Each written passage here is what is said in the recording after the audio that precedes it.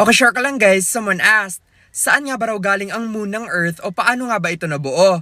Let me explain something. Ang moon ang isa sa mga most studied objects sa space. Pero kahit pa napuntahan na ito ng mga astronauts at napag-aralan na ito many times, wala pa talagang konkretong patunay kung paano ito nabuo. Pero may mga theories patungkol dito. Isa na ang fission theory ni George Darwin na anak ni Charles Darwin. Sabi sa theory na ito, noong unang mga araw matapos mabuo ang solar system natin, ang Earth daw ay isang planet of molten lava na sobrang bilis umikot. At sa bilis nito, isang parte ng planet na ito ay nabuwag at nagsimulang mag-orbit sa Earth. At ito na nga yung moon. Sa isang theory naman na tinatawag nating capture theory, sinasabing ang moon daw noon ay isang wandering object sa space kagaya ng ibang mga asteroids. Meaning patuloy lang ito naglalakbay sa solar system. At nang mapadaan ito sa Earth, nadakip ito ng gravity ng Earth at nagsimulang mag-orbit sa planetang ito. Pero ang dalawang theories na ito ay walang sapat na ebidensya para masabing isang concrete theory. Pero may isa tayong widely acceptable concrete theory dito. Ang giant impact theory na tinatawag rin nating Big Splash na unang na-formulate around 1970s. Kung saan millions of years ago,